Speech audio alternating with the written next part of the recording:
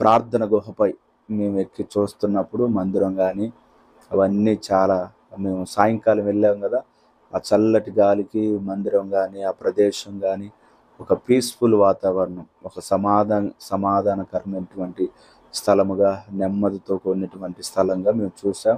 మీరు చూస్తే ఇది లేమల్లే రోడ్డు. ఇక్కడ నుంచి మరి దేవుని దయాక్షేత్రం దగ్గరికి వెళ్ళటానికి 1.5 కిలోమీటర్న్నర, ఒక 1.5 కిలోమీటర్ ఉంటుంది. పక్కనే నువ్వు కాస్త నడుచుకుంటూ కూడా వెళ్ళొచ్చు, బైక్ మీద వెళ్ళినా కానీ ఆ రోడ్డు పక్కనే ఆ బారుకి వెళ్ళిపోతే దేవుని దయాక్షేత్రం కనపడతా ఉంది. ఇవన్నీ కూడా మరి ఇప్పుడు మందిరం చుట్టిల్లు అయిపోయాయి. అప్పుడు ఎలా ఉందో యేసన్న గారు ఆయన ఆరంభపు దినాలలో మరి ఆయన ఒంటరిగా, ఇప్పుడు 48వ గుడారాల పండుగ జరుగుతుంది. యేసన్న గారు 50 సంవత్సరాల క్రితము ఈ స్థలం కానీ ఈ ప్రాంతం కానీ ఇక్కడ లేమల్లలోనే మొట్టమొదటి